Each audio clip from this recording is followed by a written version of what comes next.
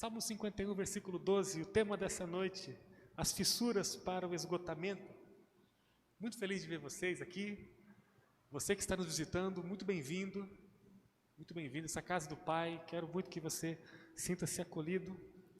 Nós vamos juntos pensar hoje sobre as fissuras para o esgotamento e para isso vamos ler inicialmente o texto do Salmo 51, no versículo 12.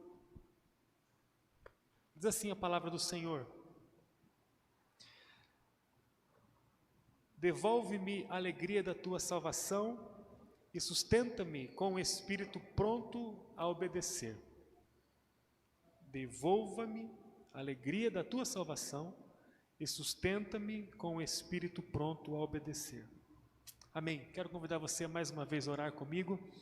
Senhor, obrigado por tua palavra.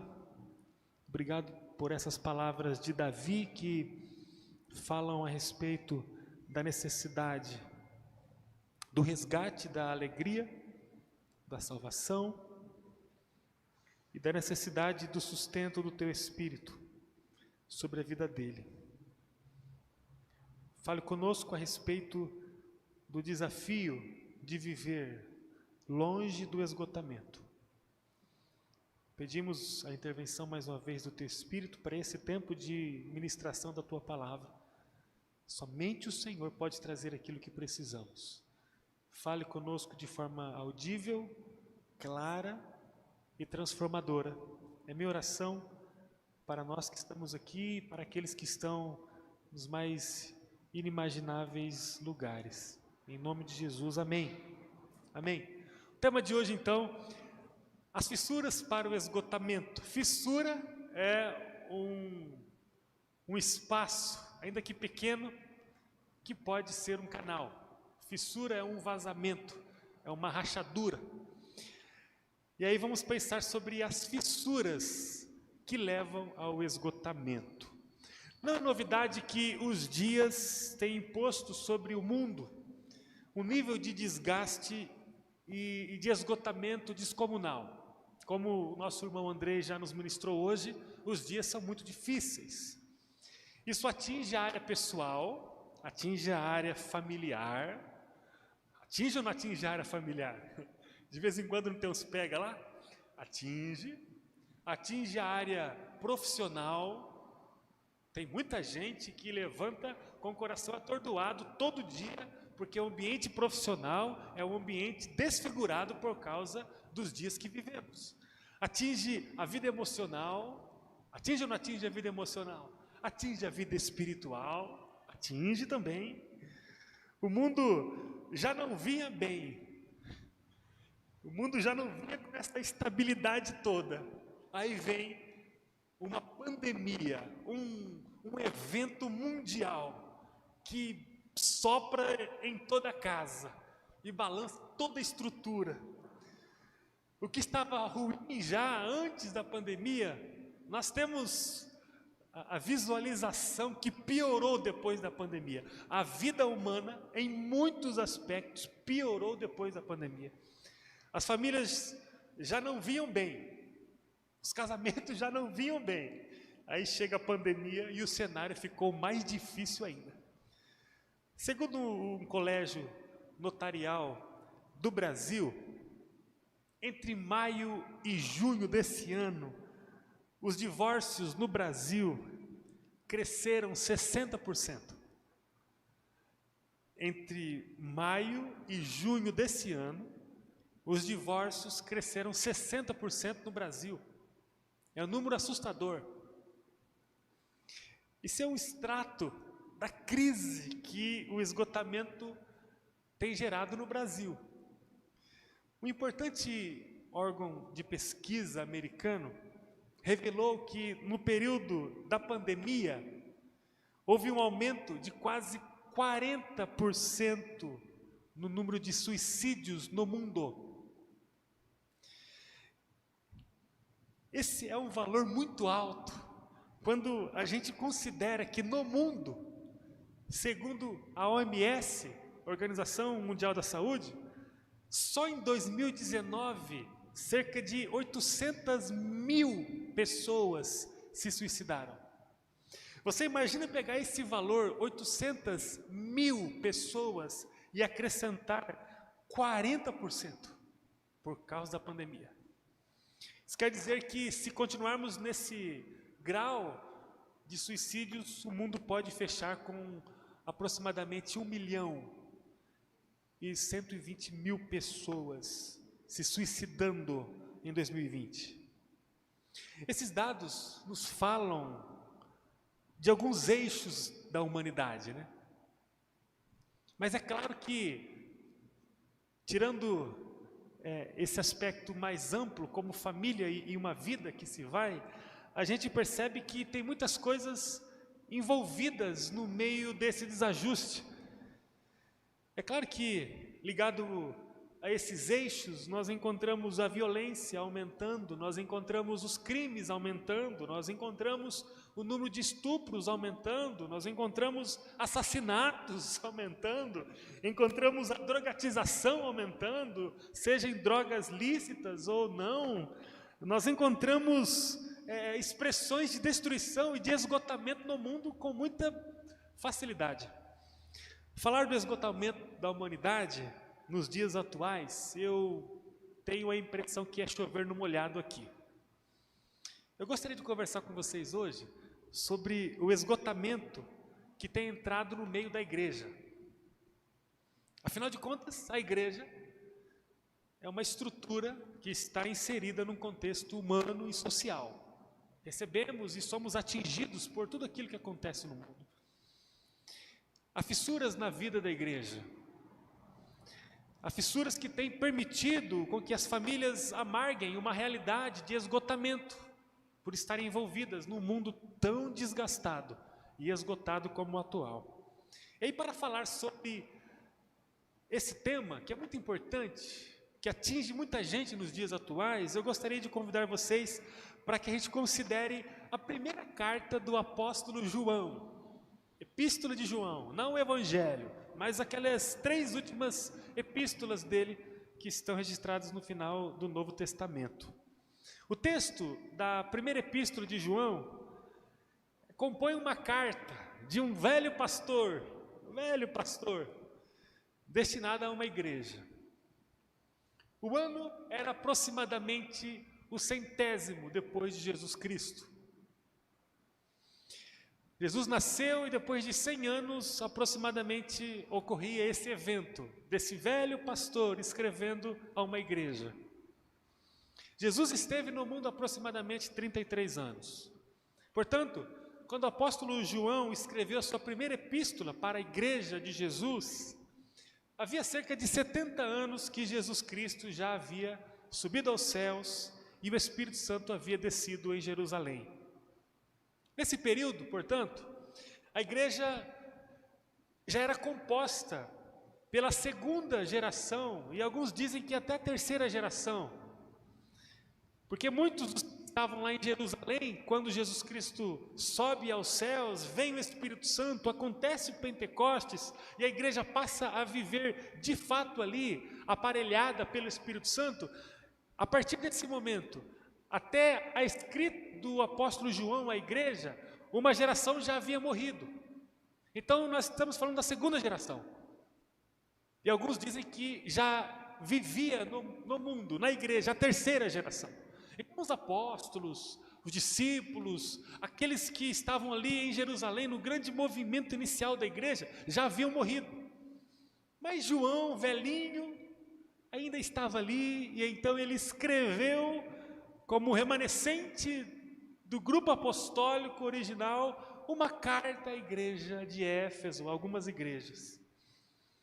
A predominância do grupo que vivia a igreja naquele momento, no ano 100º depois de Jesus, era uma igreja que já não estava mais lá nos primórdios do nascimento da igreja, há 70 anos. Mas eram os filhos e os netos espirituais, os filhos e os netos da fé daqueles que começaram lá. Os primeiros anos da igreja, lá no início, logo depois que Jesus vai aos céus e o Espírito Santo desce, foram brilhantes. A primeira geração saiu pelo mundo anunciando a ressurreição de Jesus com uma empolgação enorme.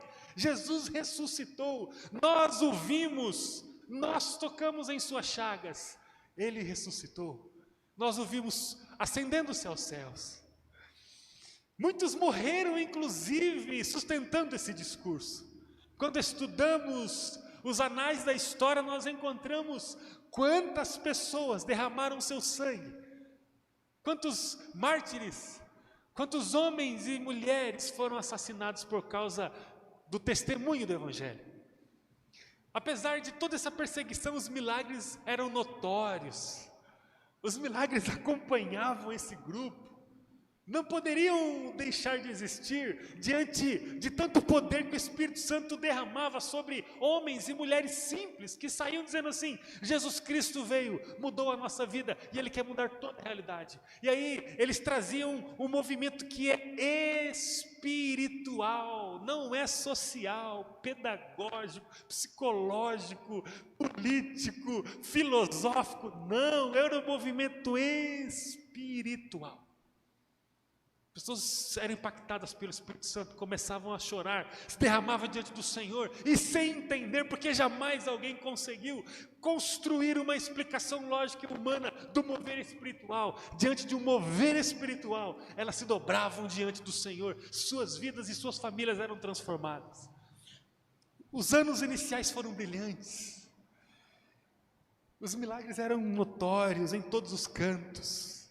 Quando lemos o livro de Atos dos Apóstolos, nós vemos o registro de como as multidões se abarrotavam no meio das reuniões da igreja, para ouvir a palavra de Deus, para ouvir acerca de Jesus. Quantas pessoas se juntavam para receber uma oração dos apóstolos, uma oração daquelas intercessores que estavam levando a mensagem das boas novas. Salvação, cura, libertação, sempre estiveram presentes no mundo por intermédio dessa igreja pujante, dessa igreja fervorosa, dessa igreja intercessora, dessa igreja que se dispôs a dar a própria vida em nome de uma causa.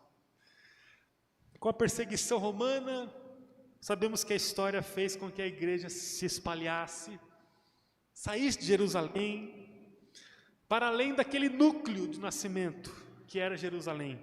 E aí a igreja invadiu as cidades romanas, as cidades gregas e todo o canto que foi possível chegar.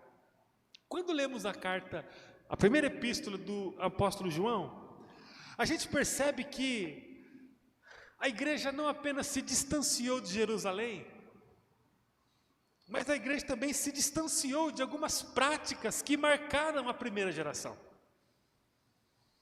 Algumas práticas que marcaram a primeira geração se esgotaram da rotina da igreja. A igreja do final do primeiro século, a igreja que foi destino da carta do apóstolo João, não mantinham mais alguns hábitos espirituais, como uma fervente paixão presente na vida dos apóstolos e daquela primeira geração. O povo continuava no caminho, mas aquele grande amor parece que já não existia mais. Se você conhece um pouco a Bíblia, você vai se lembrar que Jesus Cristo fala, através do próprio João, no livro da revelação do Apocalipse, no capítulo 2, ali no versículo 4, falando a própria igreja de Éfeso, que era a igreja destino da primeira epístola de João, que essa igreja havia esquecido o primeiro amor. Você abandonou o amor que tinha no princípio, diz o texto, em Apocalipse 2,4. O público de João, quando ele escreve a primeira carta, havia perdido parte do entusiasmo que os primeiros tiveram quando a igreja começou. Quando estudamos as cartas de João, descobrimos algumas características que levam uma igreja a sofrer o esgotamento. O esgotamento precisa ser combatido, porque se ele se predominar na vida de uma pessoa ou de uma igreja, o seu final será amargo. Eu gostaria então de compartilhar com vocês alguns segredos que nós encontramos na primeira epístola de João para combatermos o esgotamento, porque já sabemos e é consenso de todos nós que o dia de hoje, que os dias de hoje são dias que têm um alto teor, um alto potencial para nos esgotar. E aí eu queria, a partir da experiência dessa igreja, da segunda e terceira geração, igreja que recebeu essa carta do velhinho pastor João, pensar com vocês como nós devemos fechar as fissuras para não sucumbirmos em esgotamento. Posso ouvir o amém? Amém. Vamos então refletir sobre isso. Quando avaliamos o livro de 1 João, descobrimos que para fecharmos as fissuras do esgotamento, nós precisamos encontrar o caminho da confissão, ou reencontrá-lo. A igreja que se dobrava diante de Jesus, em adoração e confissão, na primeira geração, começou a perder essa prática a partir da segunda e terceira geração. O apóstolo João diz, no primeiro capítulo, no versículo 9, você poderá acompanhar comigo aqui os textos que serão projetados aqui. Diz assim, 1 João 9: se confessamos nossos pecados, Ele quem? Jesus é fiel e justo para perdoar nossos pecados e nos purificar de toda a injustiça. João teve que colocar luz no caminho da confissão e do quebrantamento para a igreja que estava esgotada e perdendo o brilho que havia no começo da caminhada. A igreja parece que não estava encontrando o corredor do arrependimento e da confissão a Jesus. Queridos, jamais podemos perder o corredor da confissão e do arrependimento a Jesus. A primeira fissura, a primeira brecha que alcançou a igreja, no final do primeiro século, foi a dificuldade de se aproximar de Jesus todos os dias em arrependimento e confissão.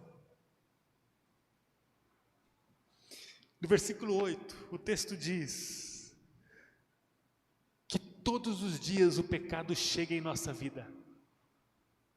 Se afirmarmos que não temos pecado, enganamos a nós mesmos. Diz o versículo anterior. Todos os dias nós precisamos nos cobrar e nos dobrar diante do Senhor, arrependidos, confessos e decididos a largar o pecado. Nós precisamos entender que há um caminho que precisamos trilhar todos os dias de confissão e arrependimento ao Senhor. 14 anos atrás, eu trabalhava na área comercial.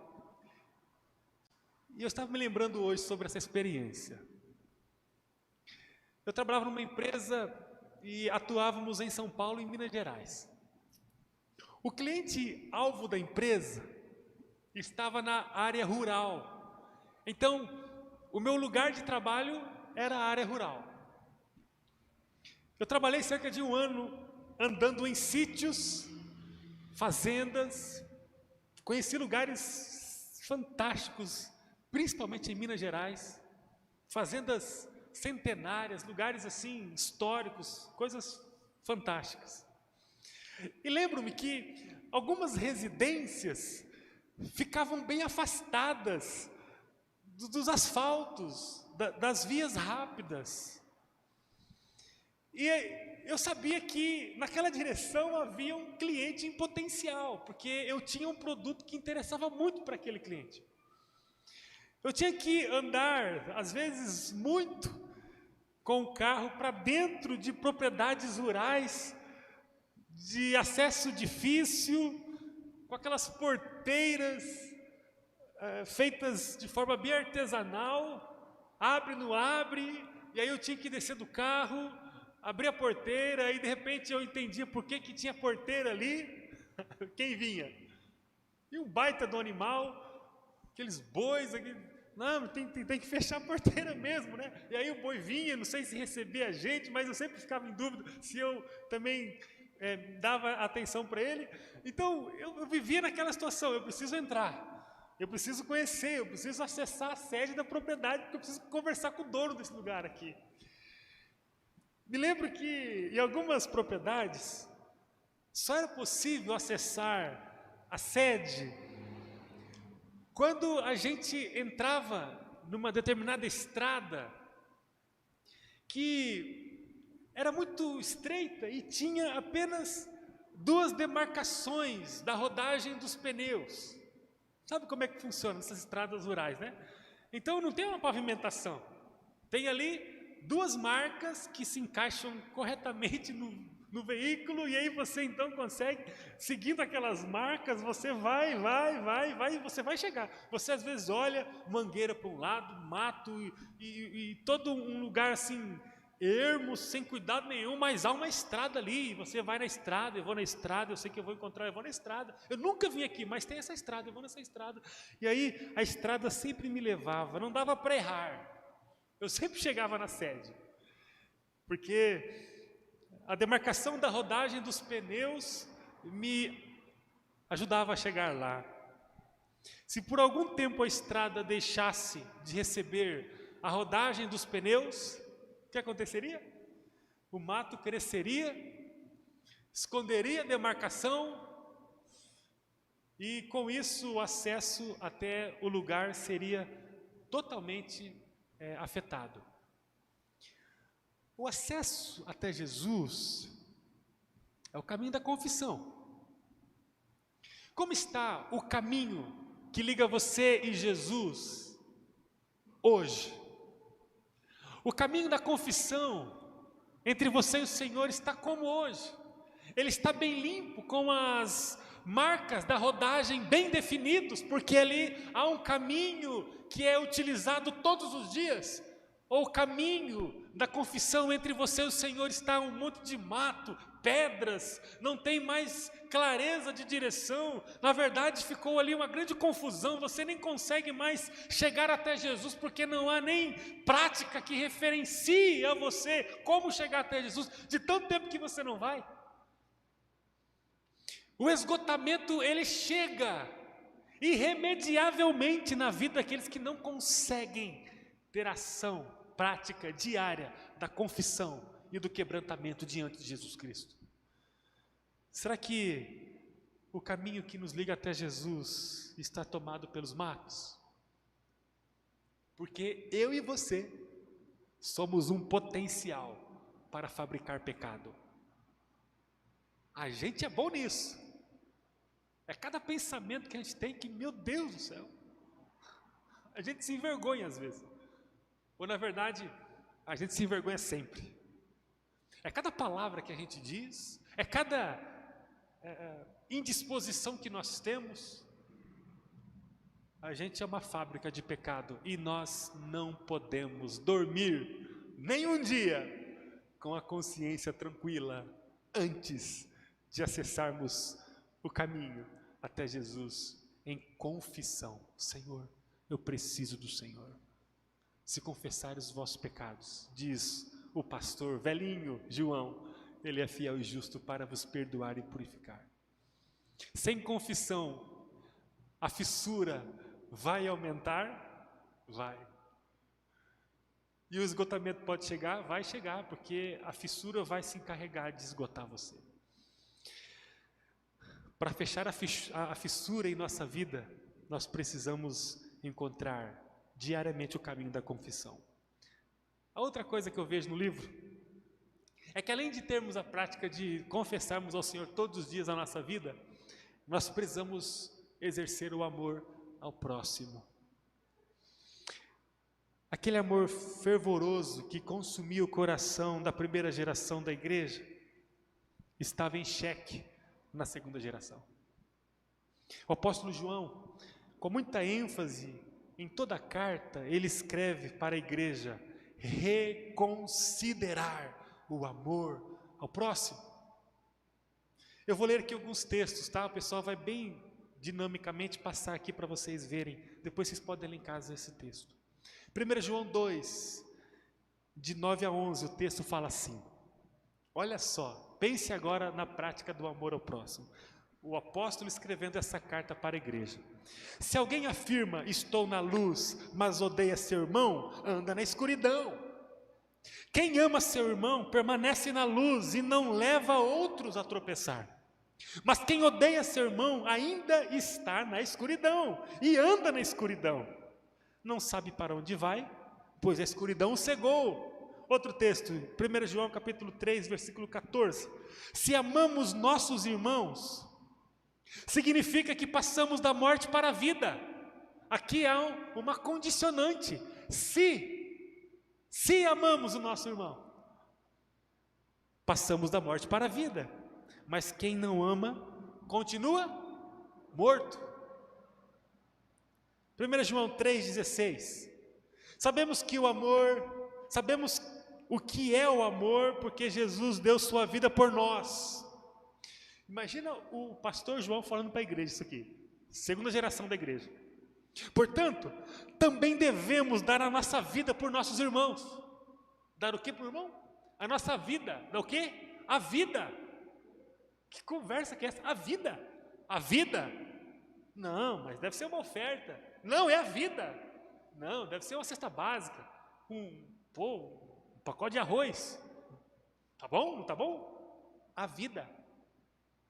Sabemos que devemos dar a nossa vida pelos nossos irmãos. Último texto, 1 João 3,18. Filhinhos, olha a palavra do pastorzão querido. Filhinhos, não nos limitemos a dizer que amamos uns aos outros. Esse limite é muito pouco. Demonstremos a verdade por meio de nossas ações. Olha a fala do pastor.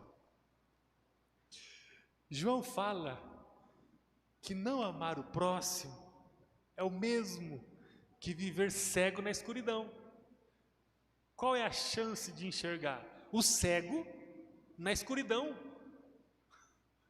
Porque talvez o cego poderia ver alguma luz ali e aí tentaria tateando, talvez seguir um caminho pela luz, mas além de estar cego, está na escuridão. O texto fala, quem odeia o seu irmão está na escuridão. E aqui odeia é no sentido de que eu não estou preocupado com a sua dor, com a sua fome, com a sua necessidade. Estou preocupado. O texto fala que quem odeia o seu irmão é morto, está morto. Quando a igreja parou de dar a sua própria vida para o próximo, ela abriu uma fissura para o esgotamento. Ignorar o outro de forma prática é colocar a própria vida em risco de esgotamento. Queridos, o cego e o morto nada podem fazer. Deixar de viver para o outro é ser morto e cego. Porque quem não faz nada pelo outro, segundo o texto bíblico inspirado pelo Espírito Santo, é cego e morto. Quem são os vivos? Os que enxergam e aqueles que podem ter a capacidade de, porque enxergam, de porque estão vivos, ajudar o outro. Como está o seu entusiasmo na direção do outro? Porque se não amarmos o outro, nós vamos estabelecer fissuras em nossa vida e o esgotamento vai chegar. Se você fosse comprovar a sua vida com Jesus através de provas práticas de amor a alguém nessa semana, como você comprovaria? Se você fosse apresentar a sua capacidade de ver num mundo escuro, através de experiências de amor, a sua relação com o Senhor Jesus, nessa última semana, o que você apresentaria? Vamos lá, para terminar. Primeira fissura para o esgotamento é a incapacidade de reconhecer o caminho da confissão. Temos que memorizar isso. A segunda coisa, a segunda fissura para o esgotamento da nossa vida é a incapacidade de reconhecer o outro como lugar do nosso amor. Se eu fico em silêncio diante do outro, eu estou abrindo uma fissura na minha vida, segundo a palavra do Senhor. A terceira fissura e última, para terminarmos, é que a segunda geração da igreja de Éfeso,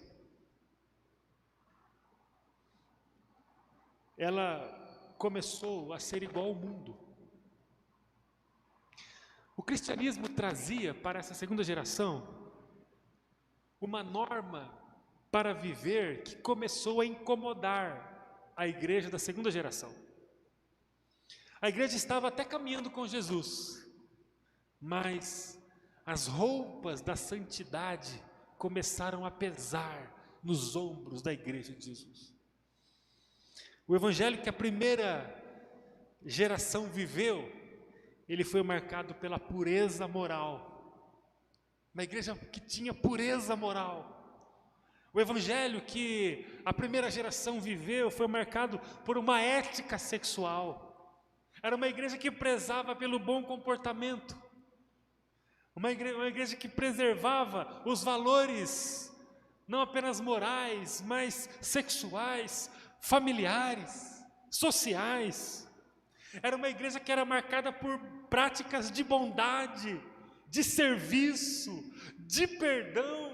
Meu Deus, como uma pessoa incapaz de perdoar estabelece um enorme buraco em sua vida para o esgotamento. Era uma igreja, em sua primeira geração, que manifestava o poder do Espírito Santo, que tinha bom testemunho diante do corrompido mundo. Aí o apóstolo João, acompanhe comigo esse texto, é o último texto. 1 João, capítulo 2, versículos de 15 a 17. O apóstolo João se levanta e fala a toda a igreja de Éfeso, dizendo: queridos irmãos, vocês que já são filhos e netos na fé da primeira igreja que nasceu em Jerusalém, deixa eu falar uma coisa para vocês, abre aspas, não amem este mundo, nem as coisas que ele oferece, pois quando amam o mundo, o amor do Pai não está em vocês. Porque o mundo oferece apenas o desejo intenso por prazer físico, o desejo intenso por tudo que vemos e o orgulho de nossas realizações e bens. Isso não provém do Pai, mas do mundo. E este mundo passa, e com ele tudo que as pessoas tanto desejam. Tudo que as pessoas tanto desejam. Mas quem faz o que agrada a Deus, vive para sempre. O apóstolo levanta e fala assim: olha só, além de vocês reconstruírem o caminho da confissão, além de vocês começarem a se atentar para aqueles que estão próximos de vocês, porque se vocês não amarem quem está próximo de vocês, vocês estarão na escuridão e cegos, mortos. Além disso, não amem o mundo, porque, segundo o texto, amar o mundo é abrir uma fissura para o esgotamento. Ovelha não é a mesma coisa que bode. Trigo não é a mesma coisa que joio. No reino de Deus não é tudo igual. Filho não é a mesma coisa que criatura. No reino de Deus há uma distinção. O justo não é o mesmo que o ímpio. O ímpio é uma coisa, o justo é outra. O filho da luz é uma coisa, o filho das trevas é outra. O problema é que se há uma fissura em nossa vida, seja ela estabelecida pelo caminho da confissão, seja ela estabelecida por nossa indiferença com o outro, eu não estou preocupado com o outro, eu não quero saber de ninguém, eu quero saber apenas da minha vida, tudo que eu faço é para mim, glória seja dada eternamente para mim. Quando eu começo a abrir fissuras, eu tendo a me inclinar para as coisas do mundo, então eu começo a amar o mundo. Na verdade, eu não consigo diferenciar o que é trigo e o que é joio, o que é o justo, o que é o ímpio, quem é o salvo, quem é o perdido, quem é o liberto e quem é o escravizado. Para mim não tem diferença. Na verdade, para mim não há diferença entre justo e ímpio, é tudo a mesma coisa. E aí João 15, 19 vai dizer: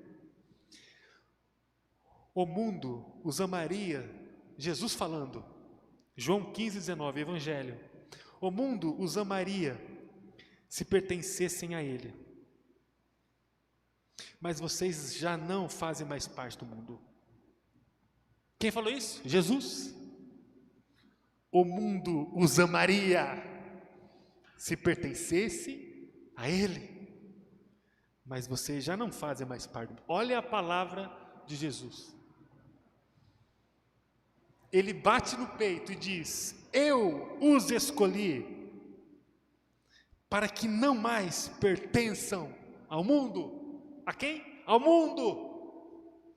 E por isso o mundo os odeia.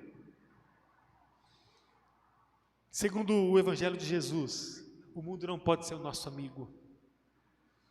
O mundo não pode nos amar. Nós temos que amar o mundo, mas o mundo não pode nos amar.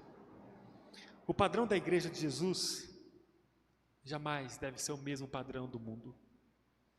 As coisas que a igreja de Jesus faz não são as mesmas coisas que o mundo faz. O velhinho pastor João levanta e fala: queridos, parem com isso. O padrão do mundo é outro.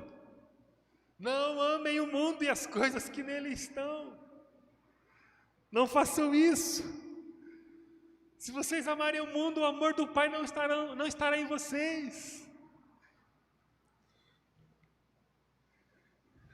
O mundo e as coisas que nele há são passageiras.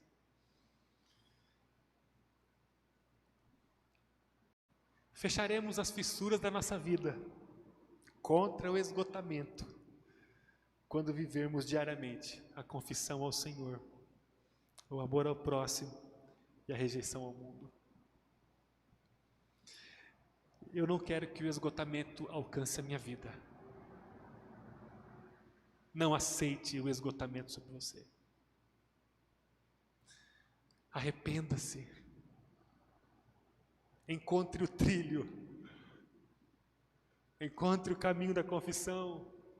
Ninguém vai fazer esse caminho por você, é você e você. Encontre o caminho da confissão. Diga assim: Senhor, eu me arrependo. Todos os dias eu vou ter bastante coisa para falar para o Senhor em arrependimento, todos os dias. Ame aqueles que estão próximos de você. Deixe ser amado por pessoas. Não desconsidere o outro. E rejeite as coisas do mundo. Dessa forma, Jesus vai preservar a sua vida. Porque as fissuras do esgotamento serão fechadas. Amém? Serão fechadas. Qual é o caminho? A confissão, a aproximação de pessoas e a rejeição do mundo. Confesse a Jesus, ame pessoas, rejeite o mundo. Confesse Jesus, ame pessoas, rejeite o mundo. Quando o esgotamento chegar na sua vida,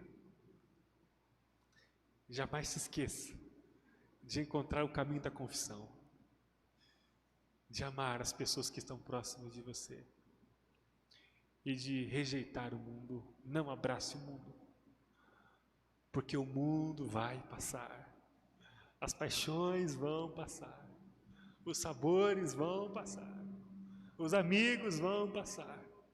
A Bíblia diz que o mundo passará e tudo que há nele, mas as minhas palavras não hão de passar. Eu não sei você que está em casa, você que está aqui, mas eu quero ficar bem pertinho, debaixo dos lábios do Senhor, ouvindo as suas palavras. Vou ficar quietinho aqui, Senhor, fala comigo, Senhor, fala comigo, fala comigo.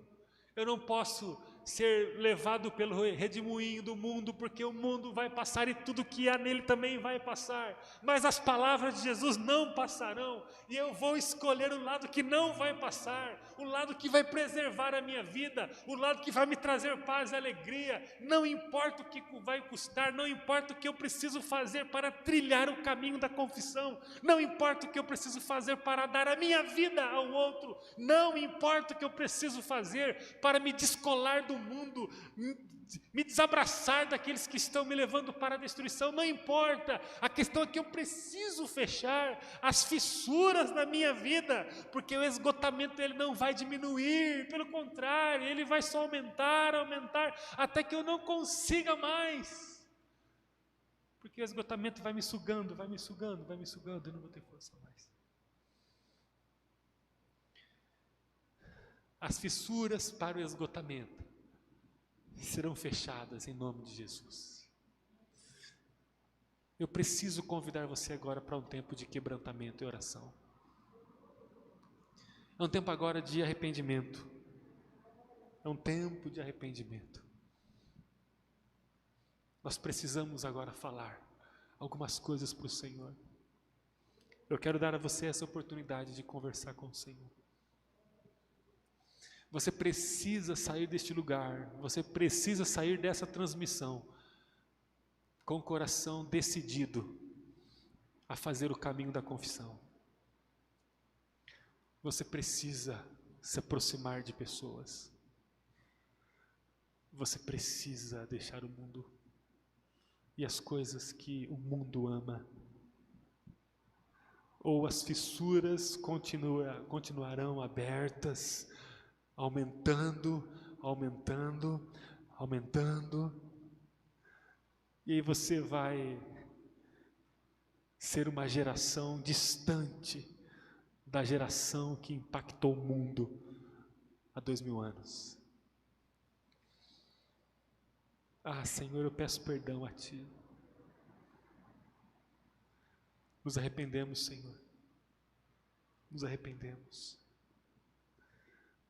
Encontramos motivos para cair, encontramos motivos para nos afastar do Senhor,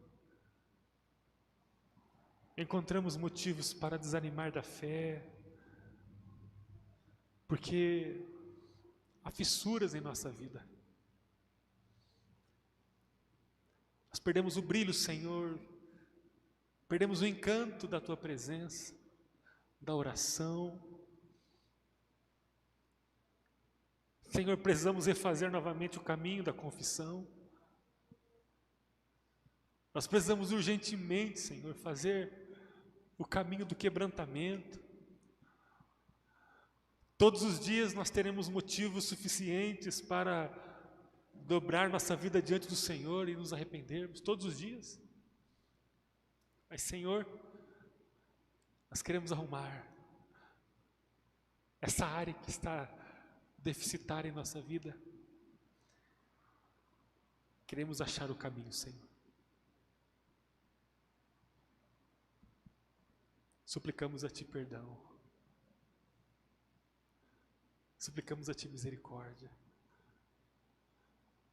Nos ajude a considerar o outro.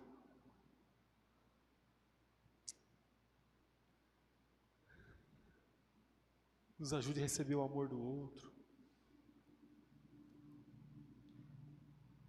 Nos ajude, Pai, a entender que não faremos nada sozinhos. Ó Deus, permita que tenhamos a capacidade, Senhor, de ser amado pelo Senhor através de pessoas. Nós não vamos fechar as fissuras sozinhos, Pai, nós precisamos do Senhor através de pessoas.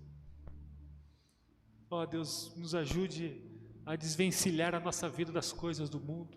Começar em minha vida, Pai. Eu e o Senhor sabemos as coisas que preciso deixar. Senhor, eu não posso